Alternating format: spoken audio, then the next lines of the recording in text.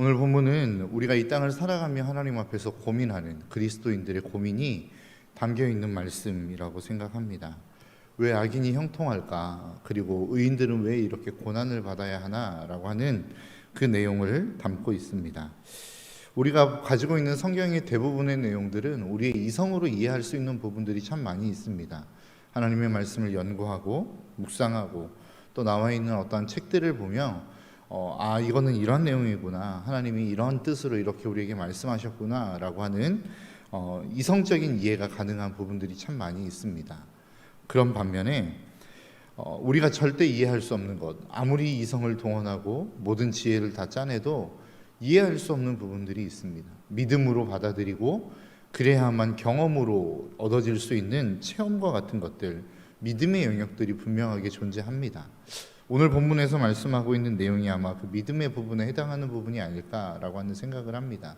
아무리 이성을 동원해서 생각해보고 또 고민해봐도 어떻게 의인이 잘 될 수 있고 악인이 고난을 받고 고통을 받을 수밖에 없는가라고 하는 것들은 우리의 마음 가운데 풀리지 않는 문제 중에 하나인 것 같습니다. 우리 신앙생활을 하면서 있어서 신앙생활이 어려운 이유가 무엇입니까? 하나님 앞에 우리가 헌신을 해야 되고 물질을 드려야 되고 시간을 드려야 돼서 힘들고 어려운 것보다는 내가 알고 있는 어떤 하나님의 모습, 내가 들어왔던 그 하나님에 대한 성품, 그것과는 내 현실에서 있어서 만나는 그 하나님이 괴리를 가지고 동떨어져 있을 때 우리의 신앙은 참 힘들고 어려운 것 같습니다. 그러니까 나는 하나님을 이렇게 알고 있는데 내 현실에서 보면 하나님은 정반대의 모습으로 가고 있는 그 모습이 우리의 신앙에 어려움을 가져다 주기도 하고, 그러한 계기가 결국은 신앙에서 우리가 멀어지게 만드는 계기가 되기도 한다라는 것입니다. 오늘 본문 1절은 이렇게 이야기합니다. 하나님이 참으로 이스라엘 중에 마음이 정결한 자에게 선을 행하시나. 이것이 우리가 하나님을 알고 있는 하나님의 모습입니다. 하나님은 선을 행하는 자를 축복하시고 선을 행하는 자에게, 정결한 자에게, 마음이 정결한 자에게 선을 행하시는 하나님이다. 이게 우리 모든 그리스도인들이 알고 있는 하나님에 대한 모습입니다. 여러분도 그렇지 않습니까? 우리가 굳이 마음이 정결하려고 하는 이유가 무엇이죠? 세상은 악한 방법을 향하여 살아갈 때 더 잘 살 수 있습니다.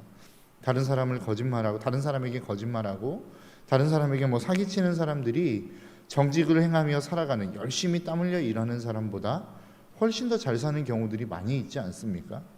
그럼에도 불구하고 우리가 마음의 정직함을 가지고 살아가려고 하는 이유가 뭐예요? 하나님이 그렇게 정직한 자들에게 복을 주시고 선을 베풀어 주신다라고 우리는 알고 있기 때문에 정직을 행하며 살아가려고 하는 것입니다. 그런데 오늘 본문 2절은 그런 우리가 알고 있는 하나님과는 전혀 다른 모습을 이야기하고 있습니다. 2절은 이렇게 이야기하죠. 나는 거의 넘어질 뻔하였고 나의 걸음이 미끄러질 뻔하였으니. 내가 그렇게 정직을 행하고 마음이 정직한 모습으로 살아가려고 했는데 나는 넘어질 뻔했고 미끄러질 뻔했다라고 이야기합니다. 그러면서 그 이유를 3절에서는 이렇게 이야기하죠. 이는 내가 악인의 형통을 보고 오만한 자를 질투하였음이로라. 그러니까 무슨 이야기냐면 우리가 알고 있는 이야기입니다. 내가 하나님을 알 때에 그 하나님은 마음이 정직한 자에게 선을 베푸시고 축복하시고 은혜를 주시는 하나님으로 알고 있는데, 내가 이렇게 힘들고 고통스러운 이유는 악인이 너무 잘 되더라는 거죠. 악인이 너무 잘 되고 너무 행복하고 너무 잘 나가기 때문에 오만한 자의 모습까지 나아가는 모습이 악인들에게는 있더라라고 하는 겁니다. 그러면서 4절부터 12절까지의 말씀은 악인이 어떠한 삶을 살아가는지, 그들의 형통이 무엇인지에 대해서 이렇게 이야기합니다. 그들은 죽을 때에도 고통이 없고 그 힘이 강건하며 사람들이 당하는 고난이 그들에게는 없었고 사람들이 당하는 재앙도 그들에게는 없었나니. 그러니까 그들이 얼마나 잘 살았냐면 죽을 때의 고통이 없었죠. 그리고 그 힘이 강건했다는 겁니다. 그리고 세상 사람들이 당하는 고난과 재앙도 그들에게는 있지 않았다라고 이야기합니다. 그러면서 그들이 그렇게 청통한 삶을 살아가다 보니까 어떠한 결과를 만들어냈냐면 6절부터입니다. 교만이 그들의 목걸이요 강포가 그들의 옷이며 살찜으로 그들의 눈이 솟아나며 그들의 소득은 마음의 소원보다 많으며 그들은 능욕하며 악한 데서 말하며 높은 데서 거만하게 말하며 그들의 입은 하늘에 두고 그들의 혀는 땅에 두루 다니도다. 그러니까 그렇게 잘 나가니까 악한 삶을 삶에도 불구하고 너무나도 형통한 평탄한 삶을 살아가다 보니까 교만해지기도 하고 살찌기도 하고 그들의 소득은 많은 것들이 되어지기도 하고 많은 사람들을 능욕하는 삶을 살게 되었다. 이게 악인의 형통함이 가져오는 그들의 삶의 결과물이었다라고 이야기하고 있다라는 것입니다. 그 반면에 의인은 어떠한 삶을 살아가느냐? 13절에서 이렇게 이야기합니다. 내가 내 마음을 깨끗하게 하며 내 소순을 씻어 무죄하다 한 것이 실로 헛되도다. 내가 깨끗하게 살았는데 악인의 형통함을 보니까 야, 내가 깨끗하게 산 것 아무것도 아니구나. 괜히 이렇게 살았구나라고 하는 생각이 들었다라는 겁니다. 그러면서 그들에게 닥친 삶의 결과물이 무엇이었냐면 14절에 이렇게 이야기하죠. 나는 종일 재난을 당하며 아침마다 징벌을 받았도다. 내가 만일 스스로 이르기를 내가 그들처럼 말하리라 하였다면 나는 주의 아들들의 세대에 대하여 악행을 행하였으리니 내가 어찌하면 이를 알까 하여 생각한즉 그것이 내가 심한 고통이 되었더니. 그러니까 내가 아무리 생각하고 고민해도 악인의 형통을 설명할 길이 없었다라는 겁니다. 내가 아무리 하나님의 말씀 앞에 가까이 가고 내가 그 문제를 해결하려고 몸부림쳐 봐도 의인이 당하는 이 심각한 고난에 대해서 어떻게 해결할 방법이 없었다라는 거예요. 그래서 그 마음 가운데 어떤 생각이 들었다라는 겁니까? 고난이 있었다는 겁니다. 고통이 되었다라는 겁니다. 사실 이 말씀은 오늘 본문에만 등장하는 것이 아니라 선지자들을 통하여 겪었던 그 수많은 선지자들의 고난이었고 다윗도 시편에서 이야기하는 다윗의 고통이었습니다. 하나님, 왜 도대체 악인은 잘 되는데 의인은 이렇게 살아야 됩니까? 하박국 선지자가 하나님 앞에 항변했던 내용이 그것 아닙니까? 하나님, 도대체 어떻게 악인이 의인을 이렇게 핍박하고 고통스럽게 만드는데 하나님은 이것을 지켜만 보고 계십니까? 이것이 하박국 선지자가 하나님 앞에 항변했던 항변의 내용이었다라는 거예요. 근데 오늘 본문은 여기까지 해서 끝이 나지만 사실 이 말씀이 내일 본문으로 넘어가 보면 왜 이러한 일들이 일어났는지에 대한 문제가 완전히 해결되어집니다. 그 내용이 17절에서 이렇게 이야기하고 있습니다. 내가 하나님의 성소에 들어갈 때에야 그들의 종말을 내가 깨달았나이다. 주께서 참으로 그들을 미끄러운 곳에 두시며 파멸에 던지시니 그들이 어찌하여 그리 갑자기 황폐되었는고 놀랄 정도로 그들은 전멸하였나이다. 그러니까 악인들이 굉장히 잘 되는 것처럼 보여지고 지금 역시도 잘 되고 있는 상황 가운데 있었다라는 거예요.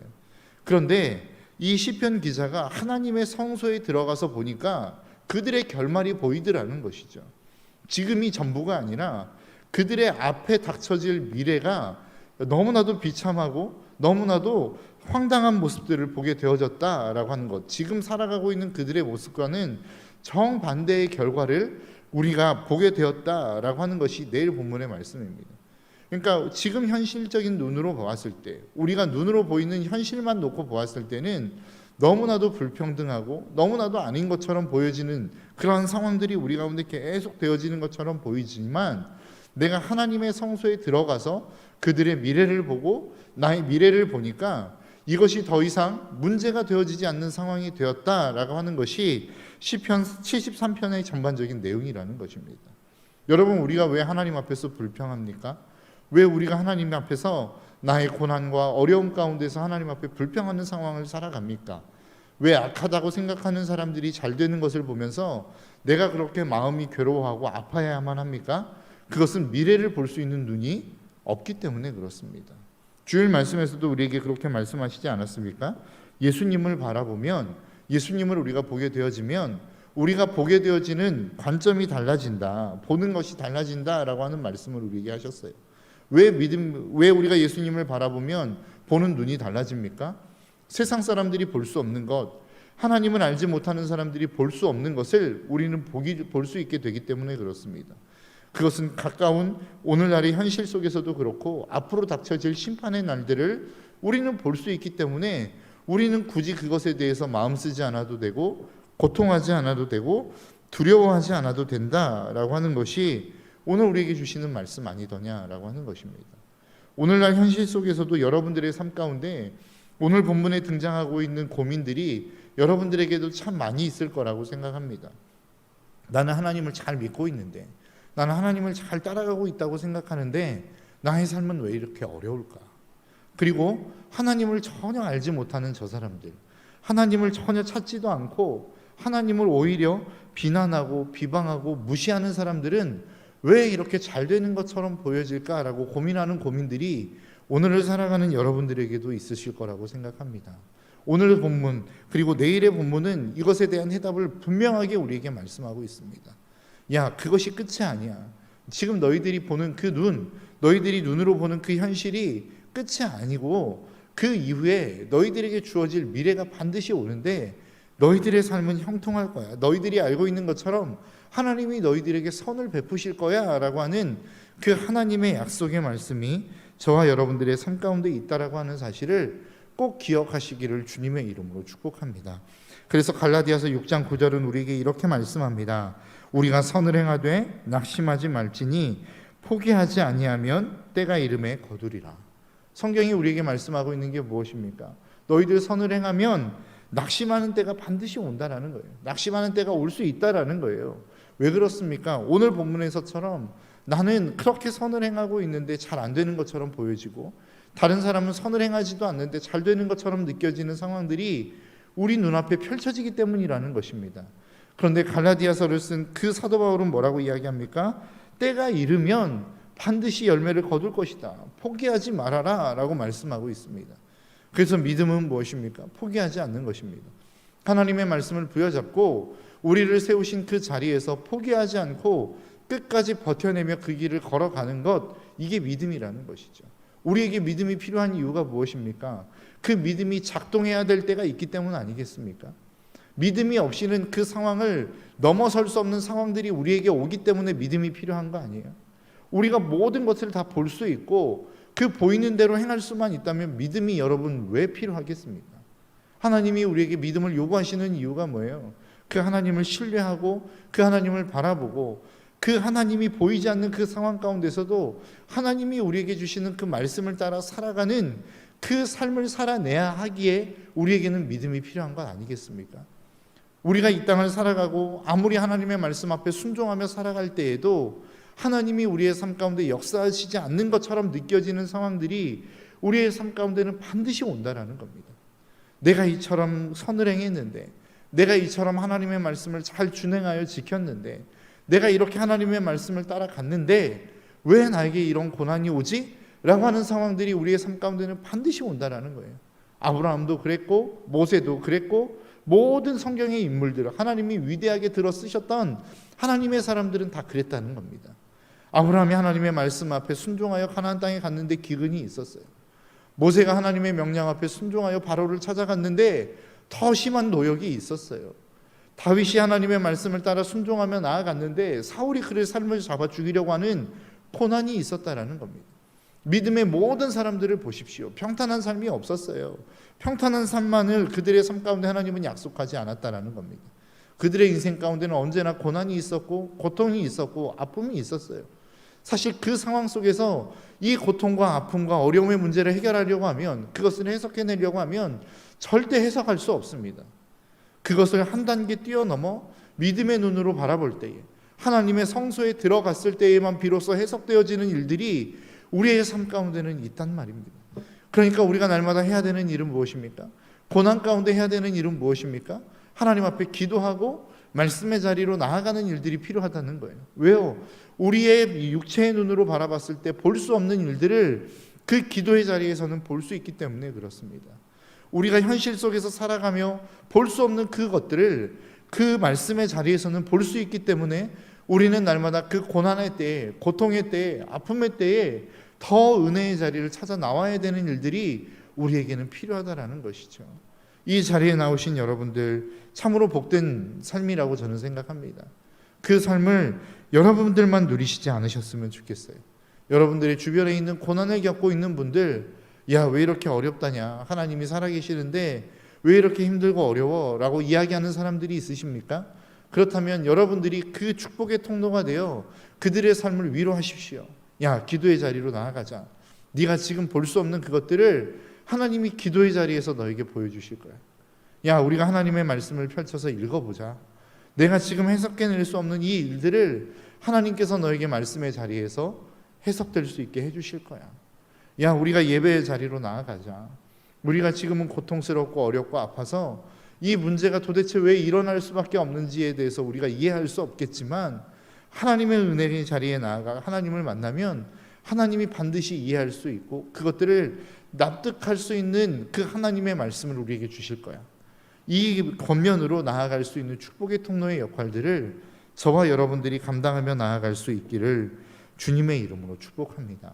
여러분, 악한 자들이 삶을 살아가는 그 모습이 형통한 것처럼 보여지지만 사실 그 삶이 결코 형통할 수 없음을 우리는 성경 곳곳에서 보지 않습니까? 아브라함이 롯과 다투어서, 아브라함의 종이 롯의 종과 다투어서 그들의 삶이 갈라지게 되었죠. 그 모든 것들, 소돔과 고모라를 향하여 가는 그 걸음을 보고 성경은 뭐라고 이야기합니까? 아직 하나님이 심판하기 전이므로 그 땅이 하나님의 땅과 같았고 그 땅이 정말로 비옥한 땅, 물과 모든 것들이 가득하고 축복된 땅이라고 이야기하지 않습니까? 그런데 결국 그 땅은 어떤 땅이었습니까? 죄악이 관영한 땅이었고 하나님을 모르는 땅이었고 곧 다가올 심판이 그 땅 가운데 기다리고 있는 땅이었다라는 사실을 저와 여러분들이 꼭 기억할 수 있기를 주님의 이름으로 축복합니다. 그래서 우리의 영혼이 늘 깨어 있어야 되고, 그래서 늘 우리는 주님을 바라봐야 합니다. 왜냐하면 우리가 볼 수 없는 그것들을 바라봐야만 우리 눈앞에 닥쳐질 심판들을 우리는 대비할 수 있기 때문에 그렇습니다. 이 자리에서 그 하나님을 대면하여 바라볼 수 있는 축복의 시간이 될 수 있기를 주님의 이름으로 축복합니다. 그래서 세상의 사람들이 볼 수 없는 그것들을 저와 여러분들이 바라보며 세상 사람들이 걸어가지 않는 그 길을 걸어갈 수 있는, 세상 사람들이 선택하지 않는 그 선택들을 할 수 있는 저와 여러분들의 삶이 될 수 있기를 주님의 이름으로 축복합니다. 기도하겠습니다.